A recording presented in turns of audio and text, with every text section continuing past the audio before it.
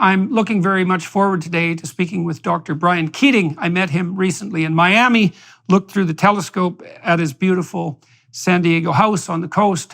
He gave me a moon rock, which was very nice of him. We had a very good conversation. I'm looking forward today to talking to him about the unfolding of the cosmological landscape on the broadest possible scale from the Big Bang forward. As I mentioned, he's a cosmologist and also Chancellor's Distinguished Professor of Physics at UC San Diego. He is also the author of more than 200 scientific publications, the equivalent of between 60 and 70 PhDs, by the way, 2 US patents, and the best-selling books, Into the Impossible, Think Like a Nobel Prize Winner, and Losing the Nobel Prize. The latter was selected as one of Amazon Editor's best nonfiction books of all time. He received his Bachelor of Science from Case Western in 1993 and a PhD from Brown in 2000. He was later a postdoctoral fellow at Stanford and Caltech. In 2007, he received the Presidential Early Career Award for Scientists and Engineers from President George W. Bush for inventing the BICEP telescope located at the South Pole, Antarctica. He is also a commercial pilot and was inducted into the International Air and Space Hall of Fame in 2022. Dr. Keating, let's start out by telling everybody what your primary focus of concern is as a researcher, and then let's delve into what you can bring to people as a consequence of that research, what they need to know about the cosmic structure, let's say. Yeah. So I always ask people, what's the most important day on the calendar to them? And usually I get some version of, Christmas or my birthday or my, hopefully for them, my spouse's birthday. And it's an origin story. And I think humans are fascinated with origin stories. How did we come to be here? Because we don't know, right? We come in, as they say, in media res, in the middle of the story. And so how do you get to understand what happened before you, the prehistory? And the biggest prehistory of all is how the cosmos came to be. And my research centers on the oldest fossils of the earliest epoch in the universe. So I'm an experimental cosmologist. You've discussed many times with more theoretically inclined individuals. I actually build the telescopes. My colleagues and I, my students and I, we build telescopes that peer back as far as possible using light. Now, the light's not light we can see with the human eye. It's in the form of microwaves, because the universe has been expanding for some 13.8 billion years since a Big Bang. And we'll get to the question of whether or not there was more than one Big Bang, I hope, later on.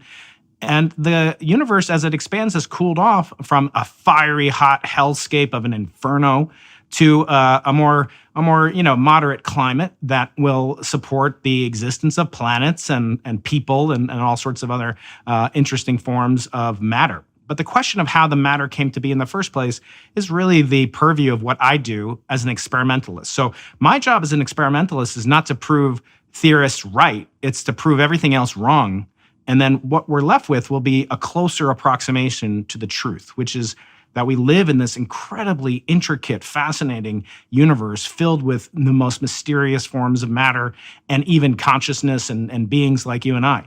So that's the focus of the research. And the way that we do that is by building the most precise and accurate telescopes ever made and deploying them to the most interesting parts in the universe, including the South Pole, Antarctica, and the high mountain desert of the Andes Mountains in Chile, as well as into outer space. So it's kind of every boy's dream to grow up to be a rocket scientist, to build stuff, to shoot rockets into space, to go to these far extremes. And the beauty of it is I get paid to do it. So that's my research focus.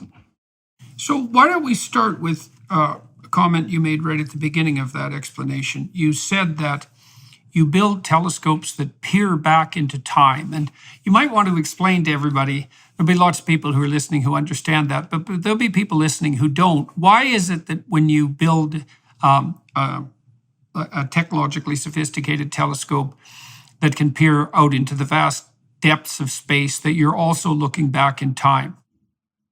So all telescopes are time machines of a sort, and that's by virtue of the fact that light, as fast as it travels, and it is the fastest propagating entity that we know about in all of science.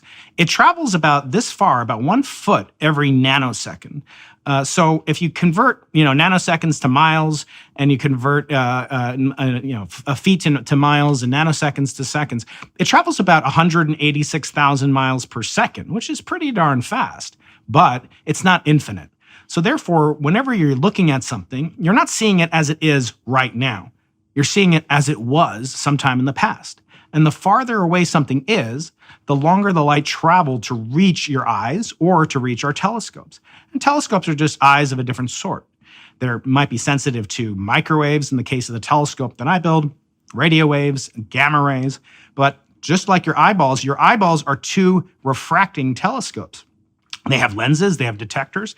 And so when we look at the sun, and I'm not advocating as a professional astronomer, never look at the sun with your remaining good eye, but when you look at the sun, you're seeing it as it was. And that period in which it was 8 minutes ago, because it's 93 million miles away. And if you convert feet per nanosecond or miles per second or miles per hour, it takes about 8 minutes for light to travel from the sun. That means that, Jordan, the sun could disappear and we wouldn't see it. And we wouldn't know about it really for at least 8 minutes and maybe even longer. So all telescopes are time machines, even the telescopes embedded in our skulls.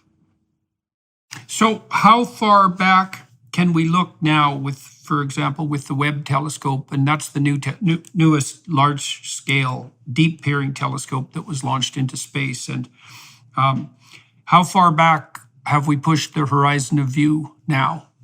So yes, the James Webb Telescope was launched on Christmas Day in 2021, and it's been sending back phenomenal images. What makes the Webb Telescope so powerful is not that it can see farther back in time, although it can in a certain sense, but it doesn't have extra magnification, and that's not required to see things that are farther away. In other words, if you use a tiny little telescope like the sort that Galileo used back in 1609 to spot the craters on the moon's surface, you could use the Hubble telescope can also look at the moon, and it won't see things it'll see more detail on the moon's surface, but it won't see farther than the moon because the moon is in the way.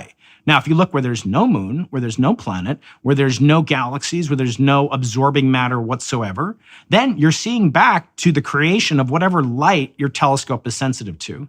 Now, visible light has only been around for a few billion years because before that time, because of the universe's expansion, that light has red shifted. It has gone from visible light to infrared light, which is invisible to our eyes, but highly visible.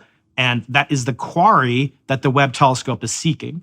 Now, if you go farther than the infrared, then you come to microwaves, which is what I study. So the longer the wavelength of light you're looking at, the farther you can go back in time, not because you're impeded by something, but because the very source that you're looking at, has been diminished in intensity and has been reddened by the expansion of the universe, which is a phenomenal discovery that we've only known about for less than 100 years. But because of that universal expansion, we can only see using particular wavelengths of light. And so that's why the earliest light in the universe, there's no light that we could ever see that is more primitive than the cosmic microwave background that I and my colleagues are studying. So the Webb telescope can't see far back in time as we can, but that's really irrelevant. It's designed to do something very specific. Look at the first galaxies that formed, the first stars that formed, exoplanets and other stellar solar systems in our own galaxy. And because of that, it's a phenomenal machine and is unrivaled in its capability. So what element of the let's have you explain what the electromagnetic spectrum is, because people are not going to necessarily know what the relationship is, say, between visible light and microwave radiation. They might not know that those are very varying forms of radiation that is very similar in its essence, and also to explain why the red shift occurs and how that was discovered, I suppose. Yes. So a spectrum is a characteristic of light. Light has 3 major properties that we discuss as scientists. One is its intensity, how bright the light is, and the other is the color of the light. And the third is something called polarization, which happens to be my area of subspecialty, not political polarization, but it's an actual useful form of polarization that has to do with the orientation of the electromagnetic field. But all forms of light. Now, people hear radiation and they get scared. Did a bomb go off? Is there some nuclear reaction? No, it has nothing to do with that. It's just a generic term that scientists call light of different wavelengths. So if you imagine a rainbow, which has an infinite number of colors. People say there's 7 colors, the famous Roy G. Biv we learned about in elementary school maybe, but there's actually an infinite number of colors because the number that describes the color of light is called its wavelength.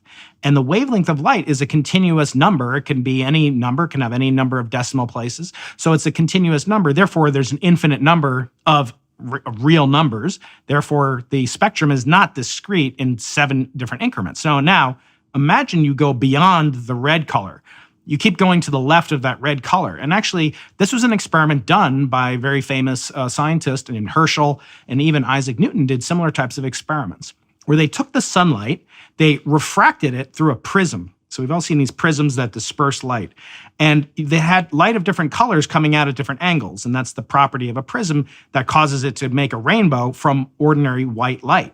And what Newton and Herschel did is they put a thermometer, they went into the red light and they put a bulb of an ordinary thermometer and they kept moving it until it got beyond the red. And then they found that beyond the red color, there was still something coming in causing the mercury to rise in this thermometer. So there was other light of a longer wavelength. They knew about the wavelength of light. And that longer wavelength is what we associate with heat. Now, the opposite side, if you go past the violet side of Roy G. Biv, you come to something called ultraviolet. Ultraviolet is also invisible, and we know about that from the sun. The sunlight produces damaging UVA and UVB radiation. That's not any different except for the fact by its characteristic wavelength. So its wavelength is shorter than violet light. Infrared is longer than red light. And if you keep going in both directions, there's photons and wavelengths of light in all different directions ad infinitum to the high frequency or short wavelength. And it goes to infinity in the other direction. You can have infinitely long, and that would be called a radio wave. So that's the electromagnetic spectrum. Now, if you've ever listened to a siren approaching, you've heard the familiar Doppler shift. Now, it's interesting. Christian Doppler and Wolfgang Mozart grew up in the same town in Salzburg, Austria. I like to think they're kind of enjoying the irony of that fact that they both have this fascination with sound and its phenomena. And the expansion or dilution of the wavelength of light is exactly the result of a Doppler shift, which is exactly analogous to the increase in pitch and the decrease in pitch that one hears when an ambulance first approaches you with its siren on. That pitch is increased, and that's called a blue shift, meaning it goes to shorter sound wavelengths or it goes to higher pitches. As it goes away, the opposite phenomenon happens, and that's where you hear this characteristic rise as it moves away from you. And that's an analog of redshift. Well, the same thing happens in light. So if you have, if you're being approached by a police car and you try to get away from it, its blue lights will seem slightly more red because it's effectively moving away from you. Now, you have to go a large fraction of that tremendous speed that I spoke about earlier to get even a tiny, minute shift in the wavelength, either higher or lower. So the redshift that we observe for the universe was discovered in the early 1900s. And it was discovered that we could see these little nebula. They were first called spiral nebula. We didn't know if they were part of the Milky Way galaxy. Some said they were outside the Milky Way galaxy, but that didn't make sense because put yourself in the frame of mind of a scientist in the 1900s. Even the great Albert Einstein thought this was all there is, to quote a song, that the universe was the Milky Way galaxy, and that it was preposterous to think about something beyond our galaxy because that would mean beyond our universe. Nowadays, ironically, we talk about things beyond our universe, and we'll probably get into some of that when we discuss the multiverse in a little bit. But the universe was found to be much larger than the Milky Way galaxy. And in fact, there were galaxies outside the Milky Way galaxy that we observed. The most famous one being the Andromeda Nebula, which is now called the Great Spiral Galaxy, Andromeda Galaxy. It's actually the farthest thing, Jordan, that you can see with the human eye. If you look up on a clear night, you can see a smudge, and I'll show you the next time you're in San Diego. But I will show you a clear smudge through my telescope, and you can see it with your naked eye as well. That smudge is particles of light, photons, coming from a galaxy, and those photons set out on their journey to your eye when there were hominids walking around on the Serengeti plains of Africa. This is the light that reaches us today is 3 million years old. It's been traveling for 3 million years since Lucy was extant. So that light from that galaxy is not being redshifted or blue shifted tremendously. But if you look at every other galaxy, and we can see about 100 billion galaxies, and each one has at least 100 billion stars, and each one of those stars probably has tens or thousands of minor bodies, asteroids, planets around them. The numbers are truly astronomical. But if you go back and you look at, and we see 100 billion galaxies, Jordan, of those 100 billion galaxies, all but 20 show their light, their characteristic spectrum is shifted to the red, some by tremendous amounts. And that implies, just as it would if you were if you were in the city and you heard all these ambulances, and every single ambulance, you heard it as if it was moving away from you. You heard every siren's wail being redshifted to lower and lower pitches. What would you conclude? You would either conclude you're at a very special location where there was just an accident and the bodies have been cleaned up and taken away to hospital, or that every part of the city is experiencing all the ambulance drivers are on strike and everybody's leaving. And so the interpretation that Edwin Hubble began to make in 1929, this is not 100 years old yet. It's incredible. The observation that every galaxy exhibits a redshift, that is, every galaxy is moving away from the Milky Way galaxy. The Milky Way galaxy is no more special or more important than any other galaxy. Therefore, all galaxies to high approximation are moving away from one another. And that's an astounding observation, a physical fact that we observe that when extrapolated to the future means the universe is going to become more and more dilute. And in the past, it was much more tightly condensed, compressed, and presumably began in its infancy with what we call the Big Bang. Mm-hmm. So, do you want to explain why the farther galaxies are away, the faster they're moving away? And is it also the case that it's the red shift that explains the fact that the night sky is primarily black instead of lit up? Am I correct in the latter assumption? And then let's go to the former question. Yeah, the latter question is related to something called Olber's paradox, which is that in an infinite universe, populated with an infinite number of objects, stars in this case, no matter where you were in that universe, you would look out and your line of sight would terminate on a star's surface somewhere. They might be really far away, but eventually your eye would come to rest on a star. So that would mean that it's a paradox that our night sky, we have during the day, we see just one star, but even at night, we don't see any stars that or the night sky's intensity is nowhere near as close as the surface of the sun, let alone the infinite intensity of an infinite number of suns.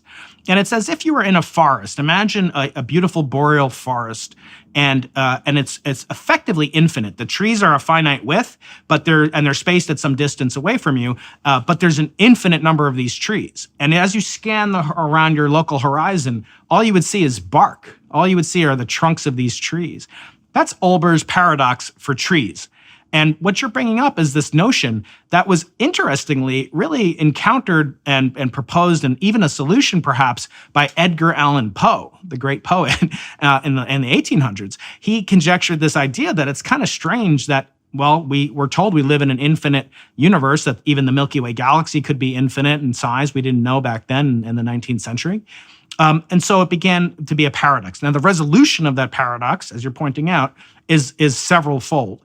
One is that the condition for the night sky to not be dark is that the universe is infinitely old, that the universe is infinitely big, and that the universe is static. These stars are not moving in that simple-minded paradox, as the trees are not moving in the Olber's paradox analogy for trees. Those trees are stationary. The forest is infinite, and the light has had enough time to travel to your eyes because the universe is infinitely old. So if any one of those three propositions is falsified, then you can demolish the paradox as a paradox.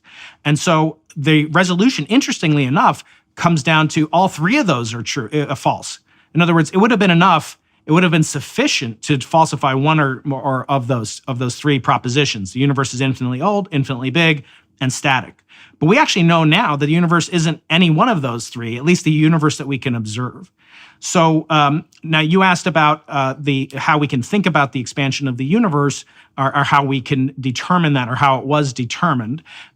Is that right? Can you remind me, Jerome? Yeah. Well, and why the more distant galaxies are moving away faster. That's right. So the analogy that astronomers use, no analogy is perfect, right? We're dealing with things not just in the 3 dimensions of space, but in the 4th dimension of what we call space-time. So we have to visualize things that are really unvisualizable by the human mind, by our own limitations. And so we make analogies. So one of the most common analogies is to think about, I'll give you 2. One is to imagine a balloon with little dots drawn on the balloon's surface. The balloon surface is 2-dimensional. As you blow up the balloon, the galaxies move away. The dots on the balloon's surface move from one another. And they move with exactly that property, that a galaxy that is 1 centimeter, or a dot that's 1 centimeter away from another galaxy, or dot, will move twice as much in the same amount of inflation or expansion as a galaxy that is half a centimeter separated, or a dot, 2 dots that are only 5 millimeters apart from one another. But that's confined to a 2-dimensional surface, so it's a little bit hard to maybe project that into 3 dimensions in our mind. So another one that people use is, imagine baking a raisin bread. So a bread, and you put in a bunch of raisins inside of it. That too has the exact same property. If you sit on any raisin inside the bread and you watch, what are the other raisins doing? They all will be observed to move away from you. There won't be any gravitational attraction between you and another raisin. So you'll actually observe what's like a perfect expansion of the universe from your perspective. Remember, I said there are about 20 or more galaxies that are gravitationally attracted to the Milky Way, and they are blue shifted because they're falling towards us and will eventually combine into an enormous mega galaxy called Milkdromeda someday. But that doesn't happen for raisins or for dots in a balloon. So the law that describes that type of expansion in either a raisin bread populated with raisins in 3 dimensions, or a balloon dotted with magic marker marks in 2 dimensions, those two phenomena are exactly displaying what's called Hubble's law, which is the velocity of every galaxy we see beyond a certain distance. That's a minimal distance that we don't have gravitational interactions between us and them. That galaxy will be moving away directly proportional to what's known as Hubble's constant. So the velocity in meters per second, miles per hour, furlongs per decade, whatever you want, will be directly linear. It's the simplest law imaginable besides just a constant. It'll be moving linearly proportionate to its distance away from you. And that's a fascinating observation. And that's the only type of observation that can produce the type of structures that we see in the universe. In other words, it could have been traveling as the velocity scaling as the square of the distance, the cube of the distance, the square root of the distance, whatever. We would live in a much, much different universe, and it wouldn't have any of the characteristics that we have. I think when I read Stephen Hawking's Brief History of Time, which is, it's got to be 20 years ago or approximately. Oh, it's 40, almost 40 years old, yeah.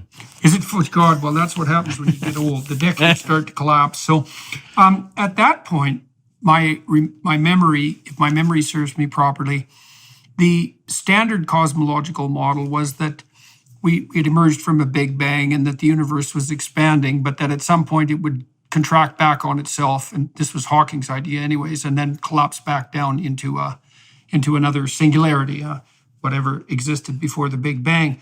But it's my understanding that over the last few decades, the evidence has accrued in an incontrovertible manner that the rate of expansion is actually increasing rather than decreasing. And I believe that's the great mystery that's propelled scientists to posit the existence of such phenomena as dark energy. Have I got that right? And what's the current state of thought about the fact that, first of all, explain why that's surprising, that the rate of increase or the rate of expansion is increasing. Explain why that's surprising. And then would you explain how that view has changed over time and where we're at now? Absolutely, yeah. So I got to hear Stephen Hawking speak at the Royal Astronomical Society meeting in London in 1995.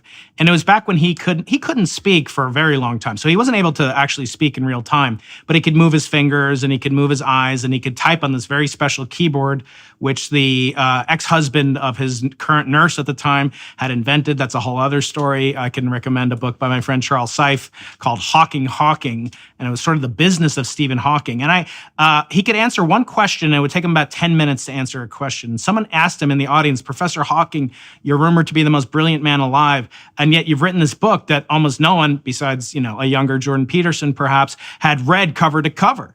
Why did you write this book? And he answered in his computerized synthetic voice, because my daughter needed to pay for college.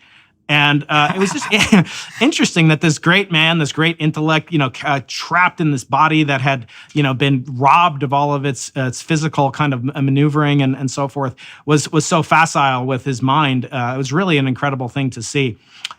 When Hawking wrote that book, it is true. The expectation was that the universe would eventually collapse on itself, would eventually undergo what's called a big crunch, which is essentially the opposite of the Big Bang. We would observe, if we were living billions of years hence, the story went, that we would see not galaxies being redshifted, but galaxies being blue shifted, because we're all going to combine and eventually into a collapse of an enormous, if you like, gravitational time bomb that would probably play out over, billions, if not trillions of years. So I kept advising people to keep paying their taxes. But at the time, we didn't know about this substance called dark energy. And what's so surprising about that, and what kept Einstein really flummoxed for the first part of his career, was that we only knew of a few different forms of matter and energy in the universe. We knew of matter, stuff, the stuff that we're made up of, and we knew of light. And in a universe that only has matter and light, it's impossible to not have a gravitational collapse. Just as the same is true if I take an object, a ball or an apple, and I throw it up at some velocity, it will still come back down unless it reaches what's called escape velocity. And the perplexing thing about Einsteinian general relativistic gravitation that still mystifies me and experts is that when you add matter to the universe, it actually makes it expand faster, which is counterintuitive. You would think if there was more gravity in the Earth's surface, the apple would actually fall down even quicker, which it would. But in the case of when we describe the expansion of the universe, we're talking about its velocity, not its acceleration. So there's a crucial distinction. The universe can have objects moving faster away from each other, and that doesn't involve necessarily their acceleration. So what Einstein did to counteract that fact, he was a pretty smart guy, right? He looked around and he said, well, the universe doesn't seem to be collapsing, so there must be some hidden form of energy that we don't observe. And that unobserved matter he called the cosmological term, or cosmological energy source. We later called it the cosmological constant, and now we call it dark energy, as you proposed. What that does is by adding in matter, you get anti-gravity, or you add in energy, pure energy, you get a form of anti-gravity. Almost as if, it's the comic book hero's dream that you could suspend gravity, that you could freeze the motion of objects that tend to want to combine with one another. So he then had a mechanism, contrived as it was, to explain why the universe appeared static, as it did in 1920 and 1919. But then, as I mentioned earlier, when Hubble observed the universe is in fact not static, Herr Einstein, the universe is expanding, then Einstein had the brilliance, the humility, and the confidence to say, I was wrong. And supposedly he called the insertion of the cosmological term his biggest blunder. Right, right. So he was trying to account for the fact, let's just to get the chronology clear, at that point, the universe appeared static, and Einstein was trying to figure out why it wasn't collapsing onto itself. And so he proposed a constant which you equated to something like an anti-gravity energy. But then the problem turned out to be even worse than it seemed to be, because it was not only not collapsing not static and not collapsing, it was expanding. Yeah. And that's the mystery that people are trying to address, still today, with the hypothesis of something approximating dark energy. That's right. So the dark energy phenomenon causes not only a reversal of the collapse of the universe's infall of all these galaxies or raisins or that would be coming together. It not only freezes them in their tracks, it actually reverses that process. So instead of just expanding linearly, smoothly as Hubble would envision us doing, actually the universe starts to accelerate. So it's as if you're pushing down on the cosmic accelerator pedal. These galaxies are not only moving apart, but tomorrow they'll be moving apart even faster. At a given distance, they'll be moving apart faster than they are. So I always joke, it was a blunder of Einstein to call that blunder his blunder because it wasn't a blunder at all. And I always say, I like to throw in, it's too bad that he made that blunder. Otherwise, he could have had a good career. But in this case, when we look at what Einstein was conjecturing, it came back unavoidably in the late 1990s. Through the observation of what are called type 1a supernovae, which are just used. It's not important to know what they are. They're exploding stars and they're fascinating objects in their own right, but they're really used as the sirens on the ambulances at great distances. So in 12 Rules for Life, you talked about the value of precision of speech. Well, the most important thing for cosmologists is precision cosmology. When I started graduate school in the 1990s, in the mid-90s, we didn't know if the universe was 10 billion years old or 20 billion years old. Now we know it's 13.824 billion years old, and we have a precision of less than 1%. And we also have an accuracy. In other words, we've calibrated that number and removed systemic contamination from that number. It's really phenomenal. I mean, at that time, we knew of objects that were older than the universe. Supposedly, there were objects called globular clusters, and they were older than the universe. That's like finding out that you're older than your mother. I mean, it's a very bizarre situation. And quite frankly, it was embarrassing to cosmologists. Now we know it with extreme precision, but with that precision comes great power. And that power allows us to assess what is the nature of this dark energy potentially. And not only that, what is it doing to our future understanding of where the universe will continue to develop in the far, far distant future. And so if the universe truly has this dark energy, chimeric form of energy, unknown, completely, unlike anything we've ever had an experience with, that type of energy will eventually drive the universe potentially in a variety of different ways, none of them good, but luckily they don't come about for tens to perhaps hundreds of billions of years, when the universe might physically rip apart. There could be aspects of space-time that at all locations develop what we call singularities, the breakdown in all the laws of physics. And certainly long before then, we will have stopped having the ability to do astronomy or cosmology. We will no longer be able to see any other galaxies after a certain point. After the universe has expanded so much, those galaxies will all be redshifted so far out of observational constraints that we won't even know we live in a galaxy. We'll just think this is the entire universe. So ironically, we'll be back to the way the state of affairs was in pre-1929 planet Earth's understanding of cosmology.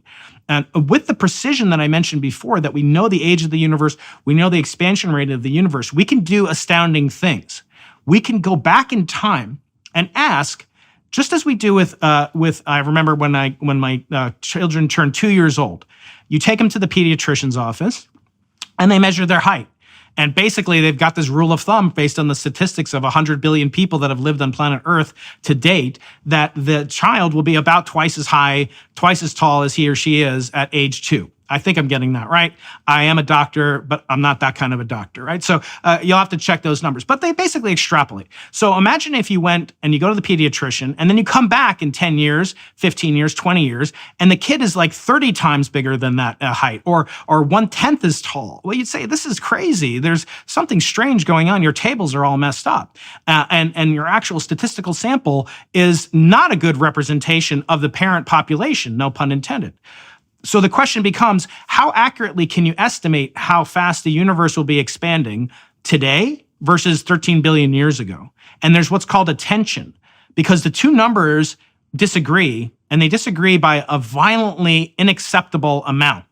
The measurements that we do with the cosmic microwave background radiation suggest a universe that is a billion years younger, if you like, than the universe that we see using the type 1a supernovae. And that tension is a lot. A billion years is a big difference. And so each one is precise. That's the current problem. A current problem. That's a current problem. We don't know the Hubble constant's value. It disagrees at what's called 5 standard deviations. So there's a 1 part in several million that it could be a statistical fluke, and they're both actually the same. Or it could be that the physics of the early universe that I study is very different than the physics of the late time universe that my colleagues who study supernovae study. So let's walk back 13.824 billion years. Now, in principle, correct me if I've got any of this wrong, all of the matter and energy that constitute the current universe, visible and invisible, is collapsed to a point that isn't even a pinpoint. It's infinitely small and infinitely dense. And there's a cataclysmic explosion. That's the Big Bang. That's still part of the standard cosmological model, still an accepted, let's say, fact. And then why don't you walk us through what happens as the universe unfolds from that point onward, including speculations or known facts about the difference between the early periods that you just described, maybe even in terms of fundamental cosmological laws, and later periods. Now, and we might also throw in this caveat too, is that as far as I've been able to determine, it's still an axiomatic presupposition among scientists that the laws of physics that obtained at the point of the singularity are not the same laws of physics, or at least can't be shown to be, that govern the universe as it's currently unfolding. So let's go back and we'll walk through all of that. Actually, yeah, I'm glad you said it in those terms. It's actually better to start not with the beginning, which is ambiguous, which is hotly debated, which is contestable, and those are all good things about the scientific process, but actually to start with today. So let's go back from today, when we think we understand the laws of physics that are presented to us, and go back in time to a point before which we don't understand the laws of nature.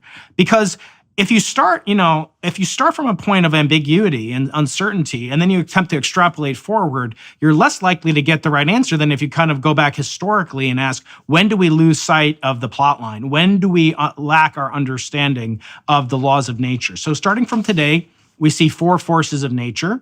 There's 2 nuclear forces called the strong and weak force that govern the behavior of atoms and radioactive decay. And then there's the law of electricity and magnetism that govern everything from electromagnetic communication, like we're doing right now, to refrigerator magnets, to magnetic levitation and future, hopeful transportation mechanisms. And then there's the law of gravity, which is perhaps most familiar to us when we try to get out of bed every morning. We're fighting against the entire mass of the Earth with our meager masses, hopefully, maintaining the battle every day to get out of bed and make your bed in the morning. So these 4 phenomena are familiar to us. And we can actually go back a great distance in time and even staying only in space where we are right now. Let's take the Earth back in time. We go back 4 billion years. The Earth condensed out of the shrapnel of a supernova that had exploded perhaps 1 billion years before that in our local arm of the Milky Way galaxy. Let's go back a few more billion years. The dark energy that we spoke about earlier began to dominate, and the universe started to accelerate faster and faster. Well, that still is in the laws of classical physics and quantum physics that we understand. Let's keep going back. Now we're back, say, 10 billion years ago. The first stars that were ever made are all long gone. They've all blown up into these type 1 population 3 events that the Webb telescope is hopefully going to shed more infrared light on. And then you go back even further, 100 million years before that. So now you're going back from 13.8 billion years. Let's say today, we're talking on a Friday. We go back, there's some Friday 13.8 billion years ago, okay? If you just kept going back 7 times 24 and you just keep counting the weeks and the years and the months, you'll reach some day. And there'll be some day that 3 minutes, earlier, the laws of physics that we really understand, know, and love, gravity, electromagnetism, the strong and weak nuclear forces, that they all froze into the configuration that we can understand today. In other words, once you go beyond that, and it is a type of event horizon in a sense, in that it may be forever shielded from our vision. Once you go beyond that gap, you can no longer speculate with the knowledge and certainty and precision that we have today. So it kind of marks a boundary, an ignorance boundary, an ignorance horizon beyond which we can only speculate. But speculation is fun, and it's great to do. And I appreciate it as much as my theoretical colleagues do. Remember, I'm an experimentalist. I look at the shrapnel and the fossils and what's left from the universe that we can observe today, even if it's very old, like the light of the cosmic microwave background. It's very old. It's the oldest light in the universe.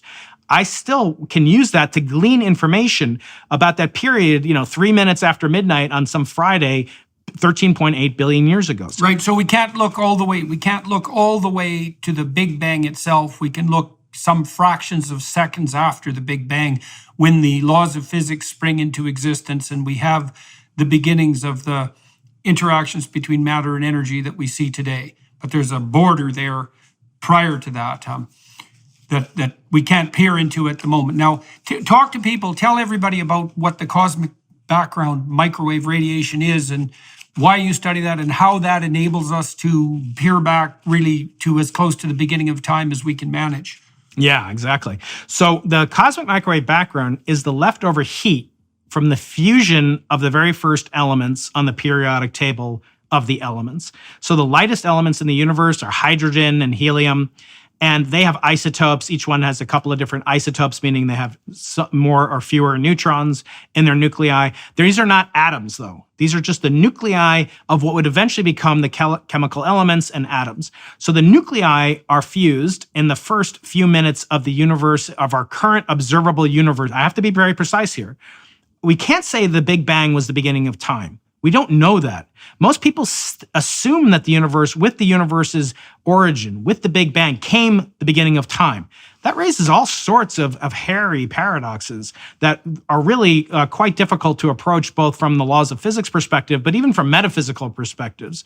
How does time come into existence when there was a moment before that existence was even possible? Can you even conceive of such a thing? How do you get the motive change, the motive force, if you will, to go from x to delta, x plus delta, or t plus delta t, if there was no time at the 0 point? So these are metaphysical questions. And I should say, there are many eminent and serious cosmologists who do speculate what would the universe look like if there wasn't a quantum singularity at the origin of time, that there were no origin of time, if you will, whatsoever. And you've spoken to some of them, Roger Penrose and others.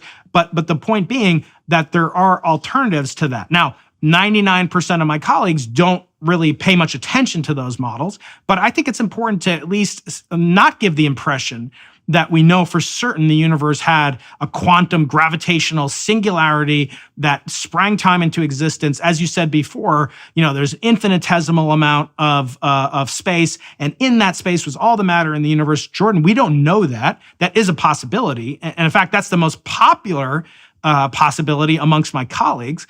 But again, I'm an experimentalist. I don't come up with these theories. I try to prove these theories wrong. So one of the things that I'm doing with the cosmic microwave background, because it is the oldest light in the universe, and because if you think about the motor homunculus of a human being, we get most of our, kind of attention, our cortex, our brain pays attention to light, the visual cortex, and also our hands and our motor, our motor system. And you know this infinitely better than I do, Jordan. But light is such a powerful tool that we should do everything we can to exploit all the information and these precious few photons that are still left over. They're still coming to us. They're still saying, hello, here I am. I am a relic fossil, and I've traveled through time like a time machine to get to your telescope here in Chile or Antarctica, and I'm going to tell you about what it was like when I was born. Now, that's enough for me to kind of, just stretch my imagination, build new instrumentation. But of course, it's fun to speculate on what happened before. So I just told you, these are the oldest particles of light. So the only thing you can say right now is that we can't use light to find out what happened before these photons were born. These cosmic microwave background photons came to be. So that doesn't mean that there's nothing we can use, because nature is clever. And there are many different forms of matter and energy that we can use to trace the early universe phenomenon, if and only if there was a universe prior to, say, the Big Bang, or prior to the formation of these ancient relic photons. So one other form of radiation, it's not electromagnetic radiation, it's called gravitational radiation.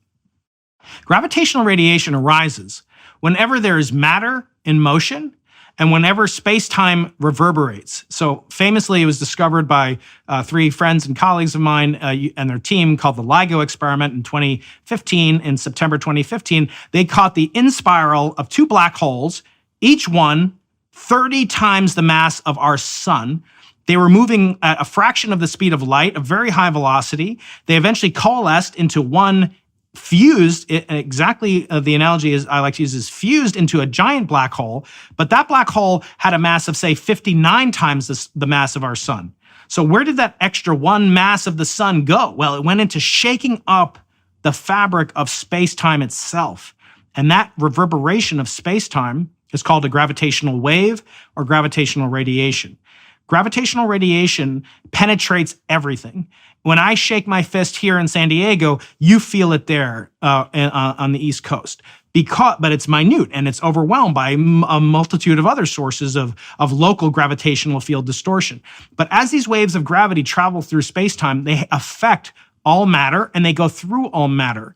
And so we would actually weigh slightly heavier and then alternate, we'd weigh slightly less as a gravitational wave came into the room that we're in right now. That's the effect. Does that propagate at the speed of light? Yeah, it propagates at the speed of light. It also has the virtue that they don't decay. There's nothing for a radioactive, there's no radioactive decay of gravitational radiation. They're just like light, except they go through everything. So if the universe produced an enormous amount of gravitational waves capable of being detected 1 billion light years away from these two black holes that I described before, they were located 1 billion light years away in a galaxy. We don't know exactly which galaxy they were in, but they crashed together in a galaxy far away from the Milky Way galaxy 1 billion years ago. Those waves of gravity traveled at the speed of light for 1 billion years. They entered into two different telescopes on Earth, and they displaced those telescopes by less than the diameter of an atom. And these incredible researchers were able to detect this, and they've done it 100 times since. So it's a precision science, just like Galileo first using a telescope to look at the moon, the moons of Jupiter, the rings of Saturn, et cetera. That opened up a whole new regime of astronomy, not just to look at the moon, but to look at the entire universe using optical telescopes. They revolutionized that. Now, Jordan, if indeed all the matter in the universe was, as we know, at one point the universe was far, far smaller. It was at least 1,000 times smaller than it is now in every dimension. That means it was 1,000 or 1 billion times smaller in volume than it is now. When the cosmic background radiation was released or produced about 380,000 years after the initial singularity or after the origin of our current observable universe.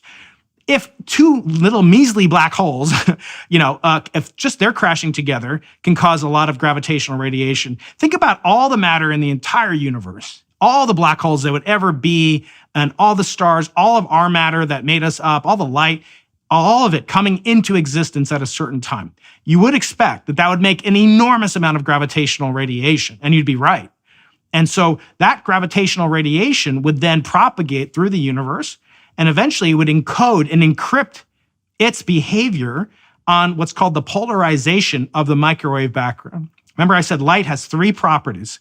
We talked about the three properties: the intensity, the brightness of the light. We talked about the color of the light or its spectrum. Well, the third and least known of properties of light, because our eyes aren't sensitive to it, is the polarization state of light. Right. Now it's its angle of travel, essentially. It's the oscillation. If light's a wave, like you and I holding a rope and oscillating a rope up and down, it's the plane that the rope is oscillating in. It could be horizontal, it could be vertical, it could be any angle between. It turns out that gravitational waves have a beautiful propensity to turn the polarization of the microwave background in a very particular orientation. And we can, by mapping the orientation of the microwave background and its polarization, we can divine the existence or lack thereof of waves of gravity called gravitational radiation. And if detected, that doesn't prove a theory that we can get into called inflation, which is the most popular cosmogenesis model that we have, but it gives very, very, very strong circumstantial evidence for it. But again, I'm an experimentalist, so what do I do, Jordan? I try to kill other theories. Well, it turns out our good friend Roger Penrose, he has a theory that there should be no polarization of this kind. In other words, Jordan, if I observe, or my team and I observe this particular polarization configuration, it doesn't prove somebody right. It proves Roger wrong. It proves other colleagues wrong as well that have alternative hypotheses. And what are those alternative hypotheses? Well, they're very fascinating because they do not involve inflation, but they also do not involve a singularity at the origin of time. There is no origin of time in most of these alternatives. So by observing this signal, we kill those models off. And what's left is a closer approximation to the truth. And did you observe this polarization? Yes, we did. Yes. And that's a hangover, if I've got this right, that's a hangover of events that occurred before the light itself that you're measuring, which is the microwave radiation, electromagnetic radiation, that it was extant about 380,000 years after the Big Bang. And so it's been oriented in a manner by something even earlier than that. That's right. Now, I read a counter theory, I think, when I was investigating your work for our podcast, that is it the case that there are people who claim that the polarization that you detected was a consequence of the interaction between light, the light you're observing, and dust that's spread out in the cosmos, it's not a consequence of these early gravitational waves? Yeah, so this is a very, very important chapter, not only in my life, but it will be talked about in future years as an example of how science actually gets done. And it's the subject of my first book, Losing the Nobel Prize. And it's the story of how that a scientist can become obsessed. In this case, the scientist is me. It's a memoir of my career trying to detect these early reverberations of the universe's space-time structure in order to see whether or not inflation or an alternative took place to ignite the hot Big Bang that we do observe and have stacks and reams of evidence to support. So the existence of matter, the existence of the CMB, the existence of galaxies and expansion, those all support the fact the universe was in an extremely hot and dense state early on in its history, but they don't provide the mechanism by which that came about. Now, I always say it's like this, Jordan, when somebody says, we're going to take biology class, on the first day of biology class when you were in college, they don't start off with the origin of life in the universe. They don't even start off with the origin of DNA, right? It's almost as if the origin of the universe is outside or metacosmologically related to the expansion and the properties that we observe as cosmologists. So it's almost expecting too much of us to say, well, we also know how the universe came into existence. But again, it's super duper fun to speculate about things that you can't observe and maybe will never be observable. So I wanted to do this. I wanted to observe the early universe and its infant state. I wanted to do that for two reasons. I've always been fascinated by the biggest possible questions. I grew up, I'm Jewish, but I grew up as a Catholic, young man. I was an altar boy in the Catholic Church. I never had a bar mitzvah. And so at the time when I should have been having a bar mitzvah, I was in the Catholic Church. I was interested in the origin of the universe, trying to know if God existed, and trying to understand our place in the cosmos. And I didn't care about kind of the stamp collecting aspects of life. I didn't care about parties and all sorts of other things, status, sports. I just wanted to understand math, science, and use my telescope. And those were my real fascinations as a young man. Later in life, I became, I'm Jewish. Both my parents are Jewish. My father was a great scientist. His name was James Axe. I don't have the same last name as him. He divorced my mother and father got divorced, and I lived with my stepfather, who became my stepfather, and he adopted me. And I lost touch with my biological father for many, many years. For 15 years, I didn't see him. And in that period of time, I knew he was a great scientist. He was a great mathematician. He was the youngest tenured professor of mathematics at Cornell in their history, and I think he still holds that distinction.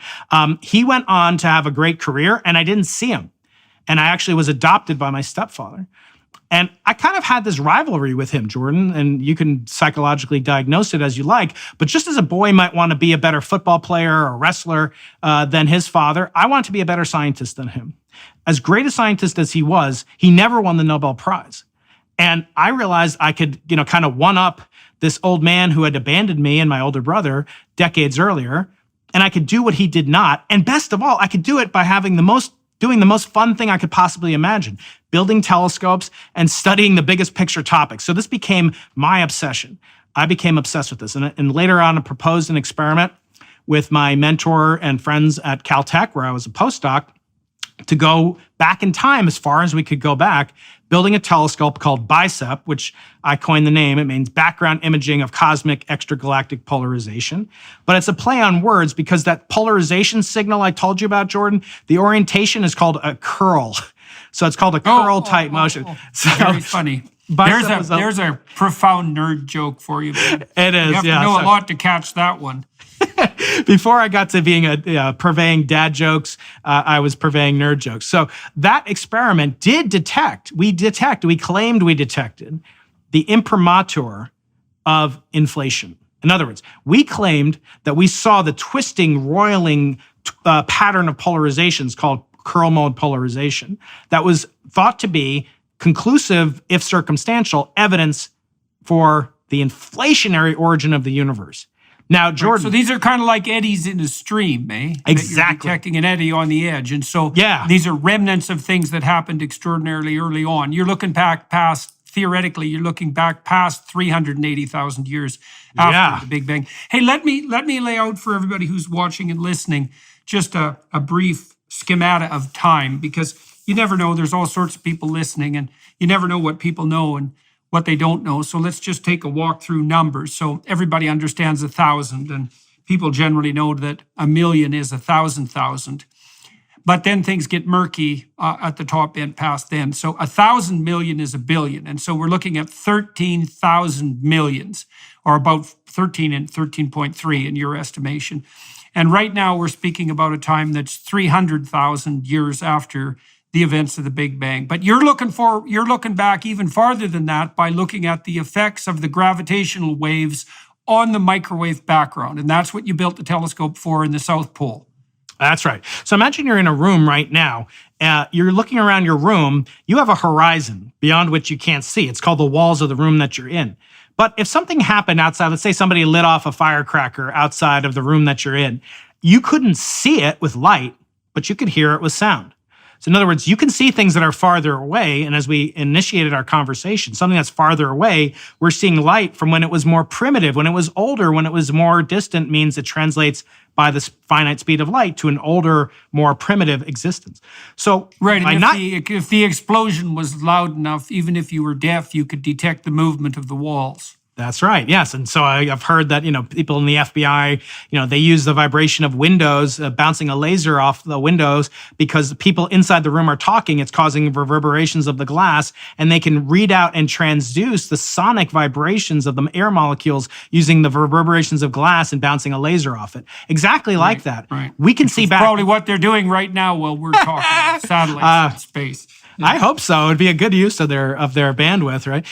So if you look back to that first, as I said, we can go back from Friday today, 13.8 billion years. That's some day. We can go back and that first 3 minutes of that day formed the elements, all the hydrogen that's in your body's water, all the hydrogen that's in the oceans of the entire planet and all planets perhaps, all of the hydrogen was formed in that first 3 minute period. But we can go even farther. Let me ask you a question about that, because I want to get this exactly right. And it also relates to something metaphysical that I wanted to ask you about. So when we go back extraordinarily close to the events of the Big Bang, when things are super hot and super dense, we don't have any of the elements that currently make up the universe of matter as we know it. We have a state prior to the elemental state.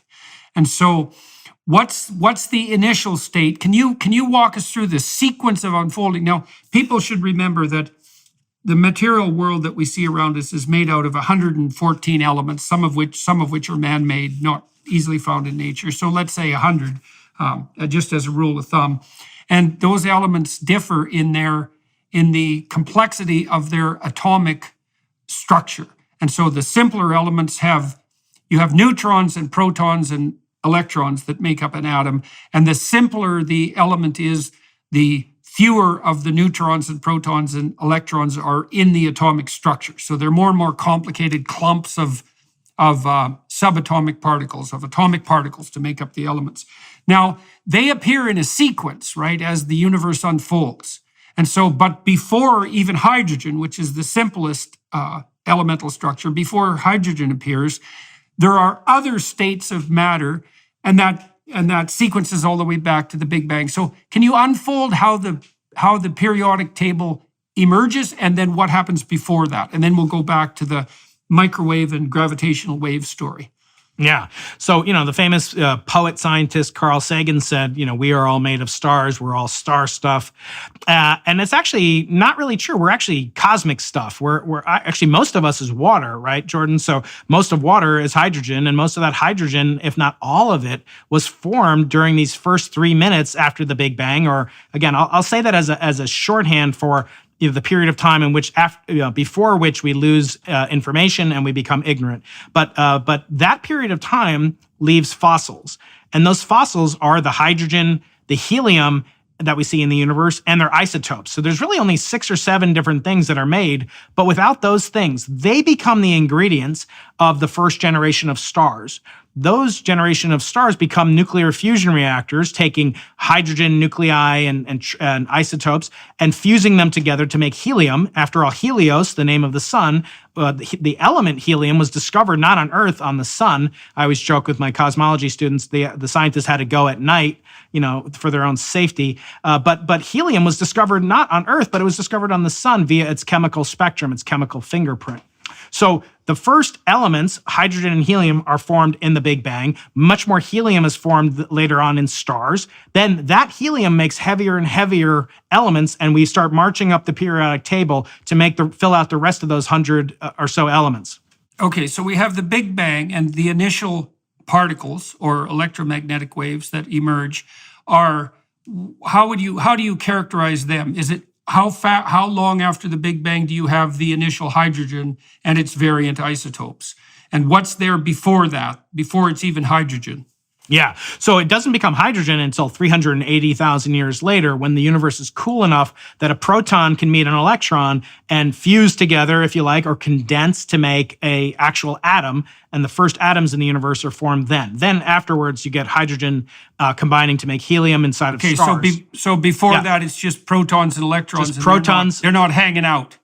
It's exactly right. They're in what's called a plasma. So a plasma is the fourth state of matter. It's what happens when you heat beyond a gas. You ionize, you break apart the atom into its constituent nucleus and its electronic content. So you got the nucleus is positively charged, it's made of protons and neutrons, and the electrons are just separate individualistic particles. And there's another type of particle which is very important, but we won't get into, called the neutrino. And that's actually the only form of dark matter that we know for sure exists. So you've heard about dark matter. We've never observed any other dark matter in the universe besides a neutrino, but they're not relevant necessarily for either life or what we have, right? Okay, so going back, you have this plasma. You have this plasma of protons, electrons that aren't associating with one another. Now that's a relatively uniform field of protons and electrons. It's super hot. Now, it's only relatively uniform, and correct me if I've got this wrong, but I looked into this a while back. So it starts to clump together, and the reason it clumps together is because of gravitational attraction, right? It clumps together in material, clumps. And the reason that happens is because of, I believe it's because of quantum uncertainty. It isn't 100% uniform. And so some of these primordial particles are a little bit closer to others than others are. There's a slight non-uniformity about it, and now you get clumping. And as the clumping occurs, the bigger the clump that emerges, the more likely it is to accrete additional matter. And then that keeps happening until you get the beginning of clumps of matter that are large enough to be stars. And then the stars have enough gravitational force to produce additional nuclear or atomic transformations, and the stars start to generate the rest of the periodic table of the elements. Correct so far? Yeah. Okay. So let me. Go ahead. Well, no, that's okay. Take it from there. Okay. And so we can talk about how the rest of the elements come into being as well. Yes, exactly. So I'll get to your point about curvature, which is the crux of everything that you just said relies on a very short word, curvature, that we have to delineate. But first, I want to take a slight detour, if you'll indulge me with your patented forbearance, Jordan. There is a lot of talk in the zeitgeist about artificial intelligence and the dangers at which artificial intelligence will pose to humanity. Some say it's worse than nuclear war. Elon Musk has said such things. Others worry about more pedestrian, but still more important things like loss of jobs and meaning and so forth as very important to human psychology. I'm not so worried about artificial intelligence, and I'll tell you why. The reason relates to this famous gentleman, Albert Einstein. We've mentioned him 3 or 4 times already. I don't know if you're familiar with what Einstein called his happiest thought, Jordan. Einstein called a Gedanken experiment, a thought experiment that he alone did for the first time. And the following was conjectured by the great Einstein. He said that somebody, if he was in an elevator and the cable broke, God forbid, and the elevator started to fall, that person would experience no gravitational force. It's called the Einstein equivalence principle. He called that the happiest thought of his life. Now, what does that have to do with curvature and so on? Well, it turns out, and artificial intelligence. Let me first detour back to artificial intelligence. Jordan, can I ask you, how do you expect a computer or an artificial general intelligence could interpret these two phenomena? Free fall, the visceral, human-centered experience of free fall, A, and B, have a happiest thought. I want to ask you, actually, I'm sorry to turn the tables on you. For me, that gives me great comfort because it really is occurring in the human mind, the human brain, another thing that is of infinite complexity and possibly forbidden to our understanding behind an ignorance horizon like the Big Bang. But Jordan, does that give you any solace? Because to me, it's of great comfort that it took a mind, something trapped in the wet supercomputer, if you will, on top of our shoulders, operating at room temperature. How can a computer experience a visceral sensation, if possible? And how could it ever associate happiness with it? Yeah, well, that's a good question. I don't know how artificial intelligence systems will mimic emotions. I'm afraid that might be more crackable than we think because I've been talking to Carl Friston, for example, who's a great neuroscientist, and one of the things he pointed out, I'd figured out already because I had done some work that was parallel to Friston's on the entropy management front, and one of the you can characterize anxiety as the neurophysiological response to the unexpected emergence of entropy. So it's the expansion of a single specified pathway forward. It's the expansion of that to multiple pathways. So for example, if you're driving down the freeway and your car breaks down, the reason you get anxious is because your car has been expanded from the simple object that will move you from point A to B to a set of a complex and currently unsolvable problems. And that's signified by negative emotion. That anxiety is proportionate to the degree to which entropy has emerged. And that's on the negative emotion front. And then on the positive emotion front, if you're moving towards a valued goal, with each successful move forward, you decrease the entropic distance between you and the goal. And that's signified by positive emotion. And it's possible that AI systems will be able to at least model this conceptually. Now, that's different than feeling it qualitatively, right? Because we have a feeling of anxiety. Yeah, exactly. Whatever that feeling means. And that seems irreducible in some sense. But I think it can be modeled mathematically. And that means that AI systems should be able to conceptualize what constitutes the basis for positive and negative emotion, even if they can't feel it. But that's a mystery too, because we don't know what the hell feel means. Right, yeah. So getting back to, and actually I'm glad that you brought up entropy, because that reduction in phase space states is exactly what Einstein effectively did in this thought experiment. He's saying, right, that's why he had positive emotion. That's exactly right. Because exactly. Yeah. And in the context of the physical, so I promise I'm absent-minded professor, but I'm not that absent-minded.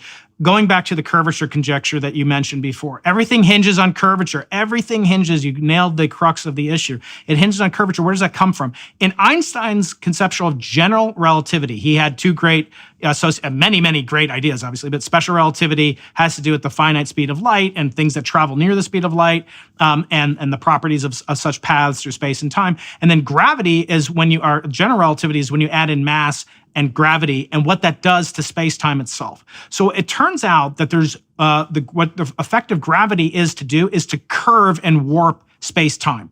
Now, we experience that on Earth when we launch let's say you have a cannon and you shoot out a cannonball horizontally, it will eventually impact the Earth's surface. But it'll travel in a curved parabolic arc for a little bit of time. But if you shoot it with enough velocity, it can actually go into orbit around the Earth. That's also a curved path that it's taking. Those are called geodesics. And so it's actually tracking the shape of the space-time that it's traveling through. You can feel that if you're on one of those merry-go-rounds, those kid merry-go-rounds. That's right. Yeah. And you try to move your feet towards the middle, you can feel the centrifugal force, moving your legs as but that's actually just curvature in space-time that's local. That's right. Or if you've ever been here to SeaWorld here in San Diego, or you've ever been on a car moving slightly faster than maybe you should, and you go over a bump, for a moment you're suspended in space-time, and then you come back down. It feels like that. Of course, you're actually traveling on what's called a geodesic, which is an entropically minimizing, so it's order producing. It's producing a translational map through space-time that minimizes your path length. Just like if you travel from Miami to London, you don't take a straight line. You take a geodesic path that brings you closer to the North Pole than you would ordinarily expect. But as you experience that is the manifestation on Earth of the mass of the Earth. But remember, what you're trying to figure out is how did that mass come to be in the clump that we call the Earth? And how did the galaxy that surrounds us come to be in the place? Well, that means that there had to be some place for matter and mass to agglomerate, to fall into, to coalesce, to eventually make the galaxy that has the sun in it and the sun to have the material that orbits around it that we call the Earth. Those fluctuations in the background, otherwise perfection of space-time uniformity. I would say if everything was completely perfect, we wouldn't be here having this conversation. Right. There'd be no place still to go. Distributed. Yeah. That's right. It would be a very boring universe. So people often in science, Jordan, are driven, and my scientific colleagues are driven by a notion of beauty, and beauty as symmetry, and symmetry as a manifestation of underlying order and perfection. Well, I say to them, the universe would be incredibly boring if the universe was actually driven by symmetry. It's actually the deviations from symmetry, the variations, the perturbations that lead to all the interesting phenomena that we know and love, right? You've seen this experiment, I'm sure. So just that tiny that's so interesting that it's a tiny, reminds me of a Buddhist minimalist art, where there's an art piece where everything is perfect except for one thing that's left in disarray.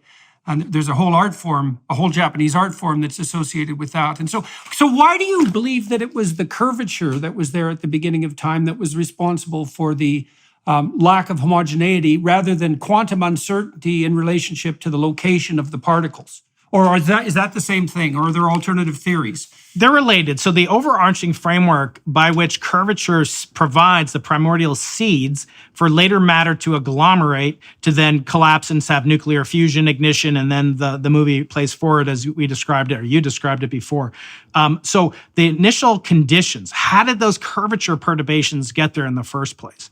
Well, if the universe was smaller than an atom, even though we don't manifest these large-scale perturbations today in a quantum field, we don't sense quantum mechanics in any discernible sense. On the scale of an atom, if we were atom-sized, then we would see quantum effects all the time. We would see the input and output of virtual particles, which later become things like Hawking radiation, all sorts of other things.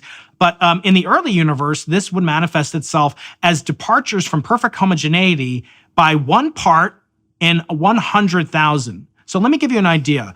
You ever go bowling, Jordan, and you have a bowling ball? The surface of the bowling ball is more rough than the surface, if you like, of the smoothness relative to its characteristic scale. In other words, the fluctuations of the bowling ball surface relative to its radius are far smoother than are far rougher than the universe and was at this extremely early time, a fraction of a second before what we then produced the elements that we spoke about before. Now, that surface to the bowling ball looks pretty smooth, unless it's my bowling ball, which has all these dents in it.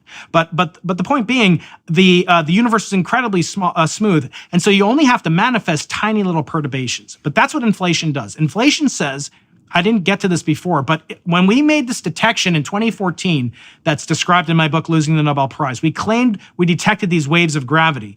That's as close as scientists think we can get to detecting the smoking gun. It's actually the smoke from the gun, if you will, of the initial inflationary expansion of the universe. Now, with inflation, concomitantly, unavoidably, inextricably linked is the notion of the multiverse.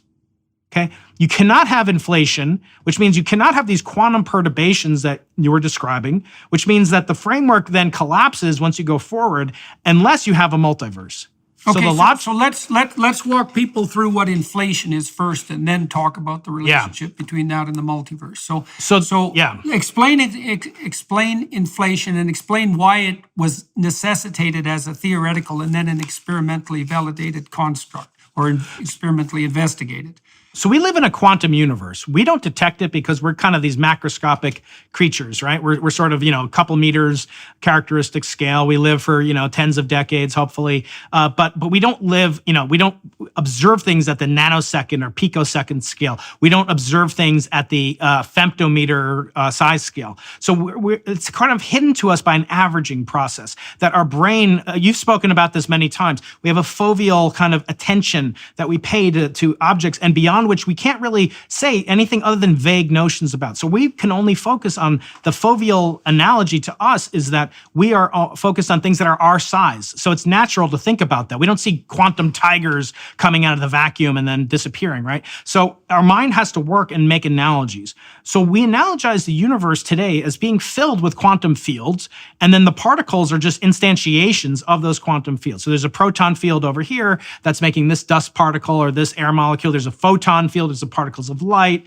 et cetera, et cetera. Imagine the universe, the cosmos as you know it, is filled with an infinite tapestry of potentiality. It can be a photon over here, or there may not be a photon over here. It depends on the value of that quantum field. Okay, so that's so interesting, that idea of an infinite expansive potentiality, because potentiality is a very strange, what would you call it, scientific materialist concept, because only what's real can be measured materially. But we need this hypothesis of something approximating an infinite potential. And I don't know if you know this about, I would say, my work, but it's not just my work, it's the entire corpus of symbolic thought, as insofar as that's been interpreted, let's say, by psychoanalytic thinkers.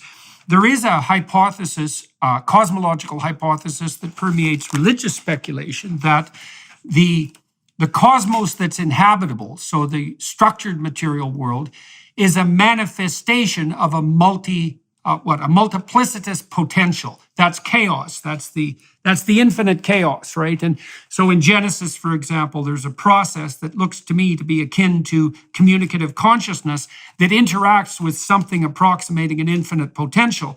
That's Tiamat, Teom, or Tohu Vabohu. Tohu Vabohu, yeah. Exactly that. And it's that the order that is good is extracted out from this multipotential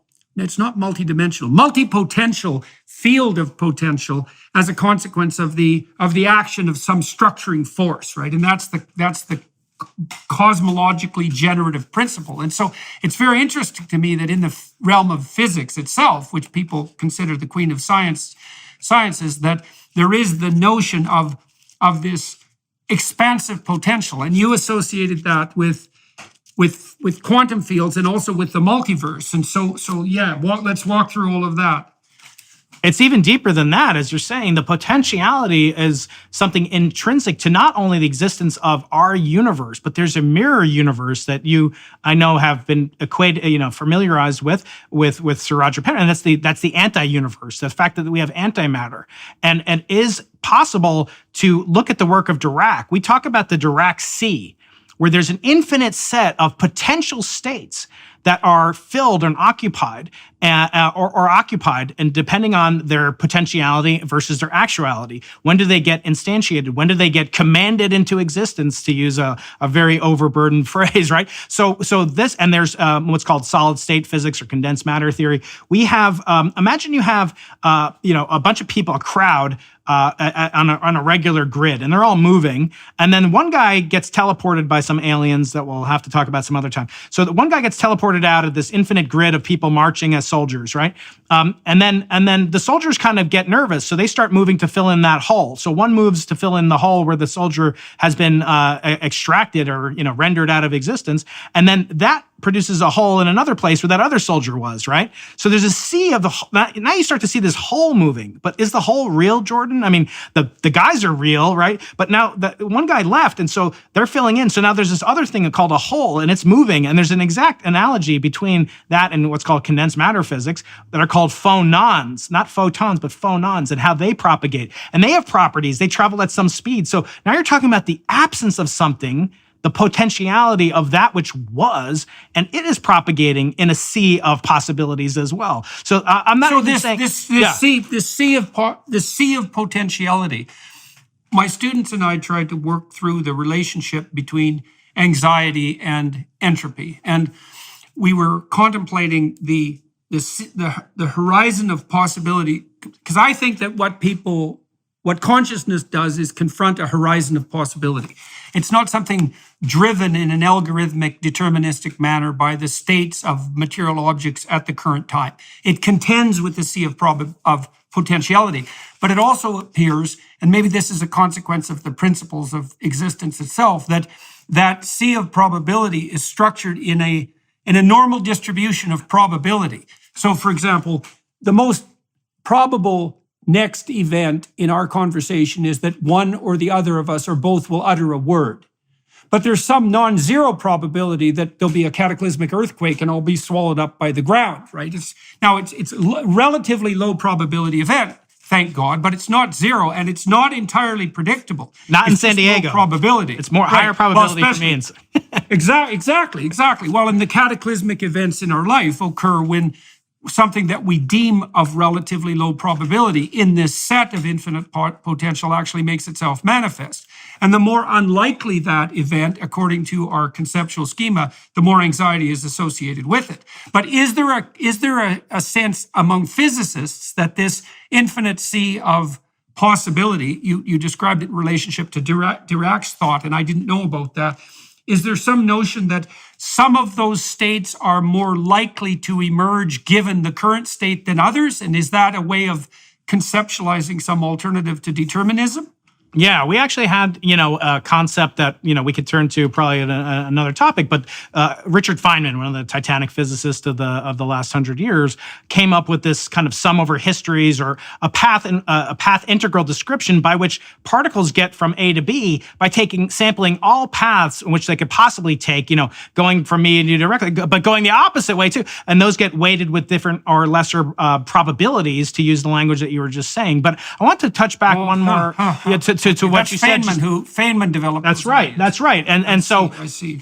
When you spoke about this anxiety, because I can't resist, Jordan, as a podcaster myself, to, how often do I have the chance to interview somebody like you?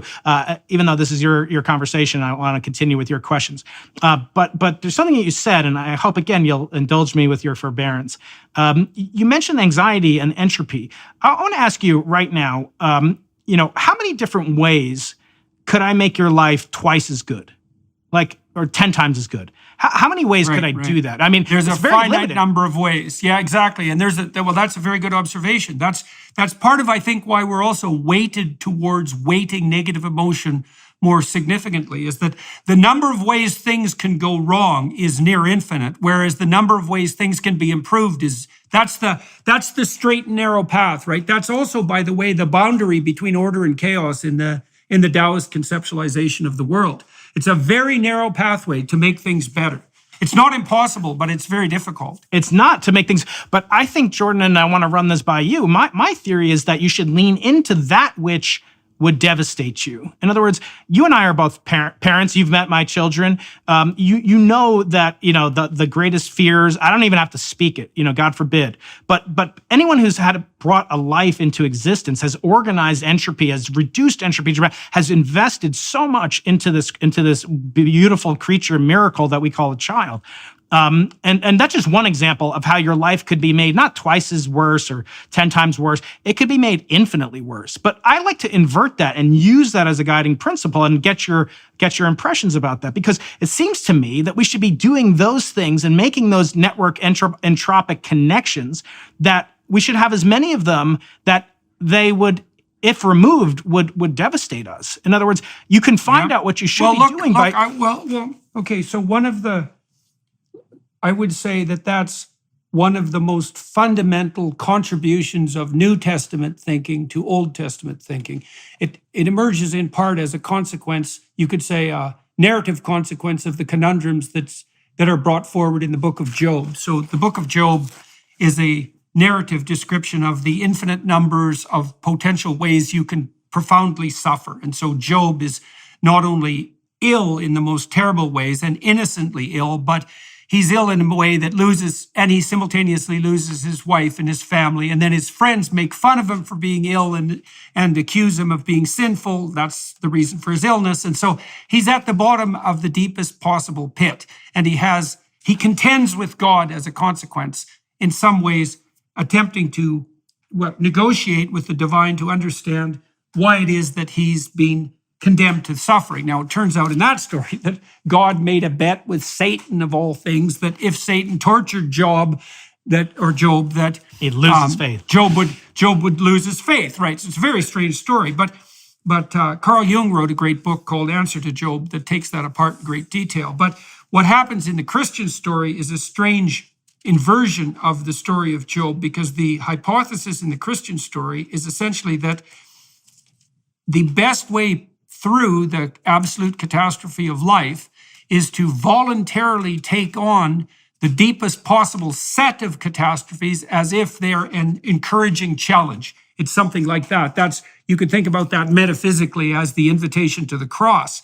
And so the notion is analogous to the notion that you're describing, which is the best way to inoculate yourself against catastrophe is to confront it voluntarily. And it's the same idea, by the way, as the notion that the larger dragons hoard more gold. And the dragon gold story is a very, very old story. The notion there is that the best, what you could find that would manifest itself as the best in your life is likely to be found, as Jung said, in sterquilinis inventur, which meant that which you most need will be found where you least want to look.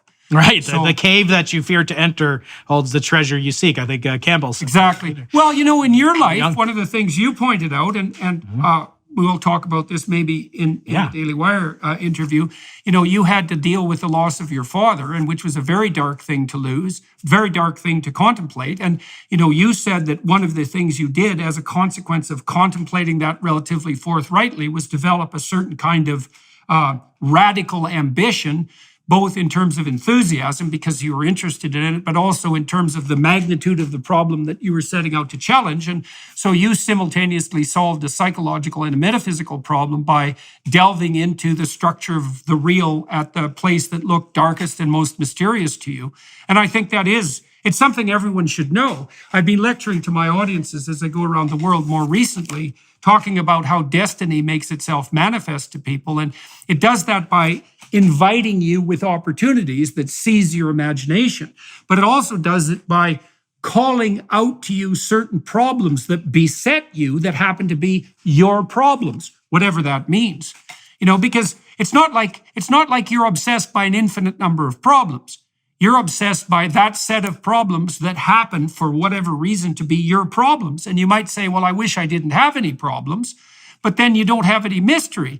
The reverse of that would be to say, well, I'm going to take the worst problem that besets me and delve into that most assiduously. And I think the evidence is quite clear on the clinical front that that's how you find the great adventure of your life. I think that's a universal truth, by the way. Yeah, I think this, and I see this with scientists. The issue that that most people don't really recognize is that science is done by scientists. We're not walking automatons that have no feeling and have nothing invested in it. And that's why I think it was sort of like almost like a coming out, feeling must be. I'm not familiar with it, but liberation, when you recognize your own particular dragon, if you're willing to solve it. Look, I mean, you mentioned the mystery and what perplexes you. So if your car breaks down in the analogy you used before, it causes you anxiety, but you know exactly what you have to do. You have to, get a jack, and you have to put the tire on, and you have to get on your way, and hopefully you'll be there on time. But you know what the path is, and it's not that mysterious.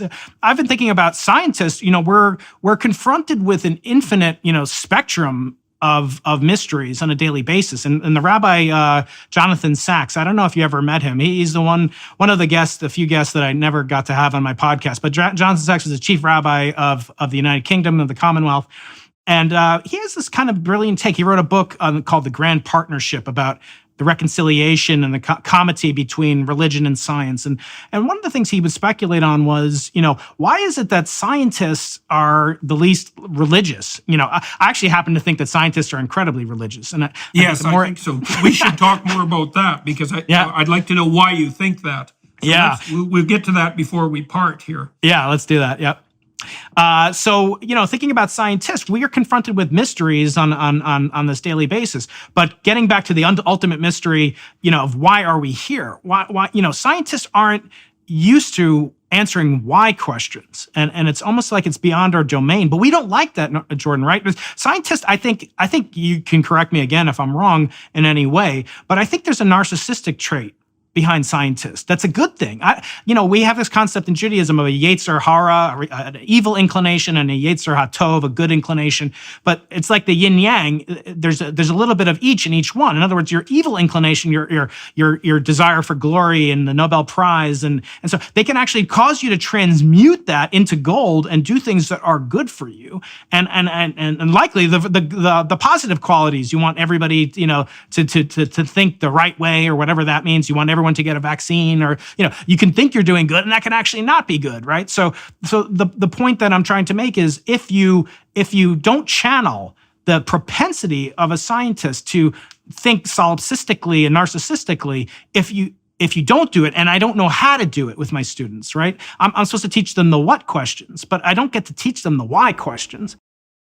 Here, we'll go back to the scientists are more religious than they presume they are. They partly because they believe in the presumption of redemptive truth. They believe there is a logos in the world, an order that can be discovered through rational apprehension and experimentation, empirical experimentation.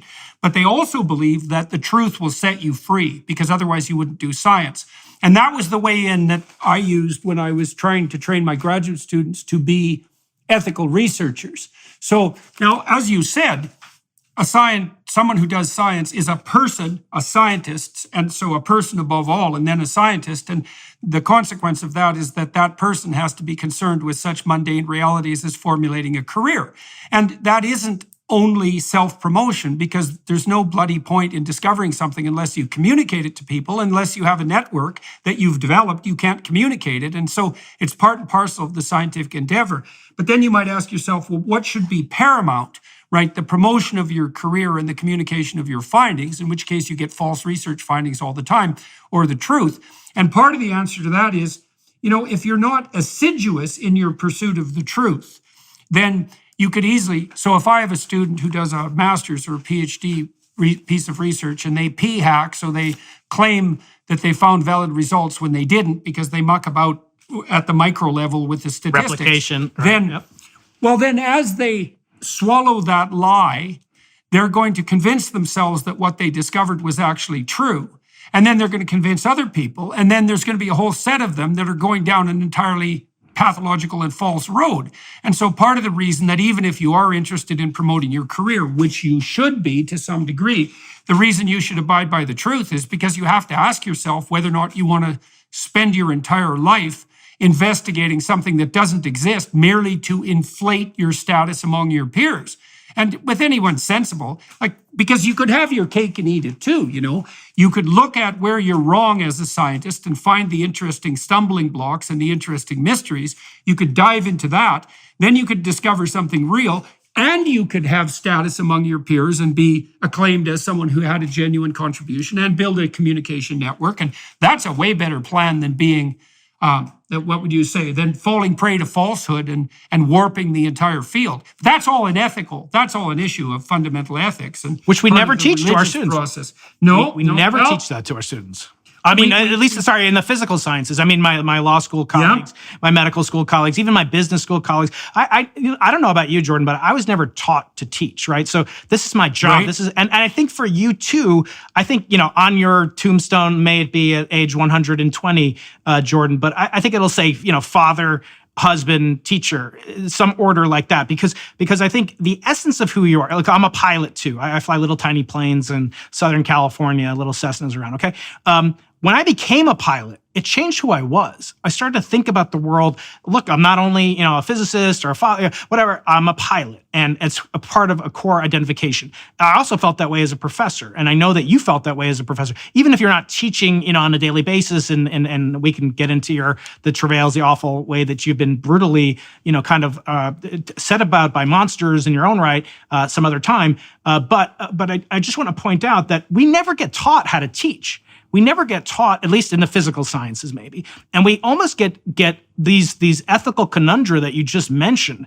We get the barest minimum of kind of ethical training in a one-page sheet that you sign, and maybe you watch a 2-minute video that some a consulting firm was paid $80,000 to make. But the point is that you do have the tendency, and this is in part what my first book, Losing the Nobel Prize, is about.